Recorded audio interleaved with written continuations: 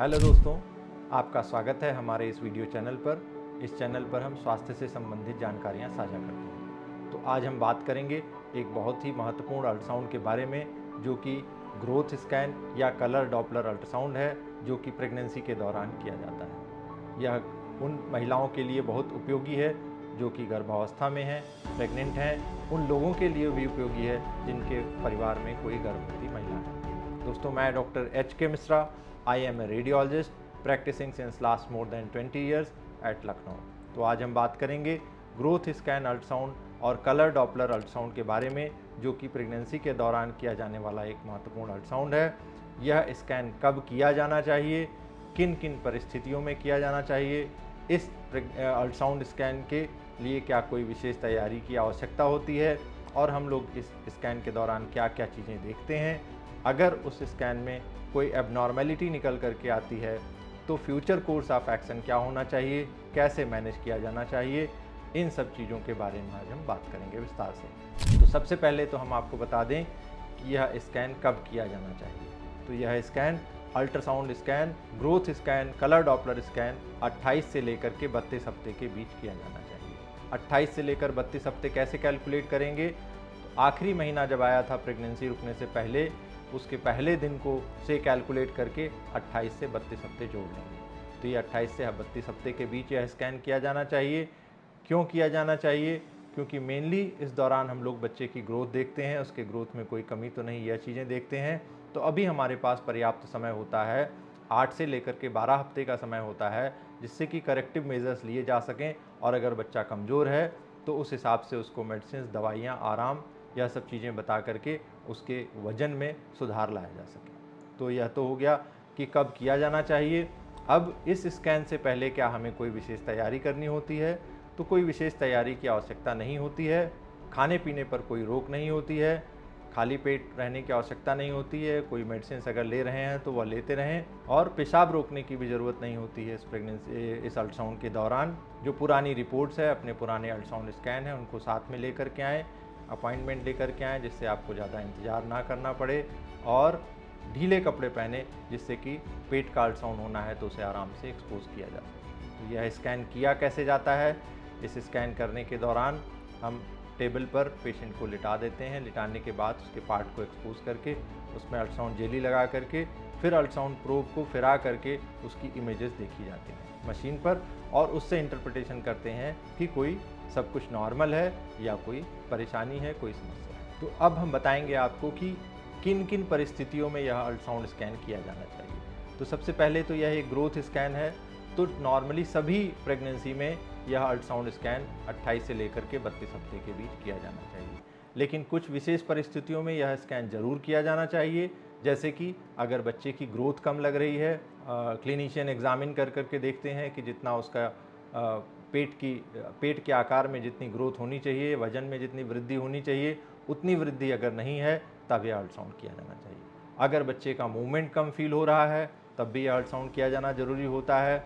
अगर पानी कम लग रहा है, जो एमनियोटिक फ्लूइड होता है, एग्जामिनेशन करने पर अगर लग रहा है कि पानी कम है, तब भी यह अल्ट्रासाउंड किया जाना चाहिए। अगर पुरानी प्रेगनेंसी कोई हुई थी, उसमें रिस्क था, कोई कॉम्प्लिकेटेड प्रेगनेंसी थी, तब भी यह अल्ट्रासाउंड ज़रूरी हो जाता है। माँ को अगर हाइपरटेंशन है, डायबिटीज़ है, उन परिस्थितियों में भी यह अल्ट्रासाउंड स्कैन काफ़ी आवश्यक हो जाता है। इसके साथ ही अगर कोई और समस्या भी है, तब भी अल्ट्रासाउंड किया जाना ज़रूरी हो जाता है। तो अब इस अल्ट्रासाउंड के दौरान हम लोग क्या क्या चीज़ें देखते हैं? तो सबसे पहले तो जो रूटीन चीज़ें हैं, 3-4 चीज़ें जो कि हम लोग देखते हैं, बच्चे की कार्डियक एक्टिविटी, बच्चे के आसपास जो एमनियोटिक फ्लूइड होता है, यूटरस में कोई और एबनॉर्मेलिटी तो नहीं है, और साथ ही बच्चे की बायोमेट्री करते हैं। बायोमेट्री का मतलब क्या है कि डिफरेंट ऑर्गन्स के मेज़रमेंट्स लेते हैं, जैसे सर की नाप लेते हैं, उसके थाई बोन की नाप लेते हैं, पेट की नाप लेते हैं, और बोन्स की नाप लेकर के यह देखते हैं कि अपेक्षित ग्रोथ अभी तक होनी चाहिए बच्चे की, जितना विकास होना चाहिए, जितना वजन होना चाहिए, वह उसके अनुसार है अथवा नहीं है। इसके बाद अगली चीज़ हम लोग देखते हैं कि माँ से बच्चे में जितनी ब्लड सप्लाई जानी चाहिए, उतनी ब्लड सप्लाई जा रही है, उसका दबाव, उसका प्रेशर उतना ही है, उसमें रेजिस्टेंस बहुत ज़्यादा तो नहीं है। यह सारी चीज़ें देखते हैं। और बच्चे के विभिन्न ऑर्गन्स में जितनी ब्लड सप्लाई जानी चाहिए, वह उतनी अपेक्षित ब्लड सप्लाई जा रही है, खून का दबाव उतना है फ्लो उतना है अथवा नहीं। तो हम लोग कुछ एक वेसल्स स्टडी करते हैं। एक तो इम्पॉर्टेंट होती है अम्बिलिकल आर्टरी, उसका डॉपलर स्टडी करते हैं।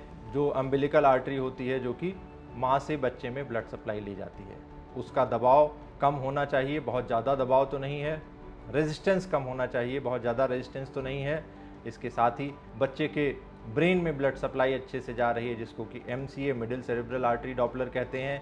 यूट्राइन आर्टरी डॉपलर देखते हैं जो कि यूट्रस को ब्लड सप्लाई करती है, उसकी ब्लड सप्लाई अच्छे से जा रही है। इसके साथ ही कुछ और वेसल्स भी हम लोग स्टडी करते हैं जिसको कि डक्टस वेनोसस कहते हैं और एब्डोमिनल एओर्टा कहते हैं बच्चे की। तो इन सारी वेसल्स का स्टडी करके फिर हम इन्फेरेंस निकालते हैं कि बच्चे की ग्रोथ अच्छे से है अथवा नहीं, और बच्चे के विभिन्न ऑर्गन्स में जितनी ब्लड सप्लाई जानी चाहिए थी अपेक्षित उतनी जा रही है, उसका रेजिस्टेंस कहीं कम होना चाहिए, कहीं ज़्यादा होना चाहिए, उसी के अनुसार ब्लड सप्लाई जा रही है, सारी इंडिसेस ठीक हैं अथवा नहीं। इसके साथ ही हम लोग देखते हैं कि प्लेसेंटा जो है उसकी वैस्कुलरिटी, जितनी ब्लड सप्लाई होनी चाहिए वह है, कॉर्ड का अटैचमेंट सेंट्रल है, एक्सेंट्रिक या पेरिफेरल तो नहीं है, और अगर आवश्यकता पड़ी तो हम लोग बायोफिजिकल स्कोरिंग भी करते हैं। बायोफिजिकल स्कोरिंग में हम लोग देखते हैं कि बच्चे का मूवमेंट ठीक है, बच्चे के सांस लेने की प्रक्रिया ठीक है, बच्चे के आसपास एमनियोटिक फ्लूइड है, बच्चे की टोन ठीक है अथवा नहीं, मतलब हाथ पैर के मूवमेंट जितने होने चाहिए उस हिसाब से हैं। साथ ही हम लोग अगर आवश्यकता पड़ती है तो NST टेस्ट भी करते हैं। तो यह तो हो गया हम लोग क्या क्या देखते हैं। अब अगर सब कुछ ठीक है तो अच्छी बात है, नहीं तो अगर कोई एबनॉर्मेलिटी निकल करके आती है तो हम लोग क्या करते हैं, कॉमन एबनॉर्मेलिटी इस समय जो हम लोग डिटेक्ट करते हैं, जैसा कि इसका नाम ही ग्रोथ स्कैन है, तो हम लोग देखते हैं कि बच्चे में कोई ग्रोथ रेस्ट्रिक्शन तो नहीं है, मतलब कि जितनी ग्रोथ होनी चाहिए थी उतनी है, बहुत ज़्यादा कम तो नहीं है ग्रोथ, एक चीज़। दूसरा, हर माँ से बच्चे में जितना ब्लड सप्लाई जाना चाहिए था वो ब्लड सप्लाई जा रही है, उसका रेजिस्टेंस बहुत ज़्यादा तो नहीं है। तीसरा, जितना ब्रेन में ब्लड सप्लाई, ब्रेन का resistance, high resistance blood flow brain में जाता है, अगर उसका रेजिस्टेंस लो हो गया है तो वह एक चिंता की बात होती है। अम्बिलिकल आर्टरी जो कि माँ से बच्चे को जोड़ती है उसमें एडिक्वेट फ्लो जा रहा है, उसका रेजिस्टेंस बहुत ज़्यादा बढ़ तो नहीं गया है। एक दो कंडीशंस होती हैं, एब्सेंस डायस्टोलिक फ्लो और रिवर्सल ऑफ डायस्टोलिक फ्लो, तो ये थोड़ी चिंताजनक बात होती है, इसमें तुरंत एक्शन लेने की ज़रूरत पड़ती है, और अगर आवश्यकता पड़े तो काफ़ी फ्रिक्वेंटली डॉपलर कर करके फॉलोअप करना पड़ता है अगर बच्चे का वज़न कम है और प्रेगनेंसी को हम अभी और थोड़ा आगे ले जाना चाहते हैं। अगर एबनॉर्मेलिटी निकलती है तो हमें क्या क्या एक्शन लेना चाहिए। साथ ही इसी समय हम लोग निर्णय यह भी लेते हैं कि डिलीवरी कब करानी चाहिए। अगर लग रहा है कि रिस्क ज़्यादा है तो ऐसी जगह पर डिलीवरी कराई जानी चाहिए जहाँ पर कि NICU की सुविधा उपलब्ध हो। तो यह तो हो गया ग्रोथ स्कैन और कलर डॉपलर अल्ट्रासाउंड के बारे में। अब 5 महत्वपूर्ण बातें हम इस ग्रोथ स्कैन और कलर डॉपलर अल्ट्रासाउंड जो कि प्रेगनेंसी के दौरान किया जाता है उसके बारे में बता दें आपको। पहला तो यह कि यह स्कैन हर प्रेगनेंसी में किया जाना चाहिए, विशेष करके उस प्रेगनेंसी में ज़रूर किया जाना चाहिए जब बच्चे का मूवमेंट कम महसूस हो, उसके आसपास पानी की कमी महसूस हो, मदर में कोई हाई रिस्क हो जैसे कि डायबिटीज़ हो, हाइपरटेंशन हो। दूसरा, यह स्कैन 28 से लेकर के 32 हफ्ते के बीच किया जाना चाहिए, क्योंकि अभी हमारे पास पर्याप्त समय होता है। अगर बच्चे की ग्रोथ कम हो रही है तो उसको सुधारने के लिए हमारे पास 8 से लेकर के 12 हफ्ते का समय होता है। तीसरा, इस स्कैन में हम रूटीन अल्ट्रासाउंड करते हैं, उसके साथ ही कलर डॉपलर और बायोफिजिकल स्कोरिंग करते हैं, यह देखने के लिए कि बच्चे की जितनी ग्रोथ अपेक्षित थी अभी तक वह है कि नहीं, और माँ से बच्चे में ब्लड सप्लाई ठीक से जा रही है अथवा नहीं, और बच्चे के विभिन्न ऑर्गन्स में कितनी ब्लड सप्लाई जा रही है। चौथा यह कि पहले हम इसमें रूटीन स्कैन करते हैं, उसके बाद कलर डॉपलर करते हैं, और अगर आवश्यकता पड़ती है तो बायोफिजिकल स्कोरिंग भी करते हैं। पांचवी बात यह कि अगर इस स्कैन के दौरान कोई एबनॉर्मेलिटी निकल करके आती है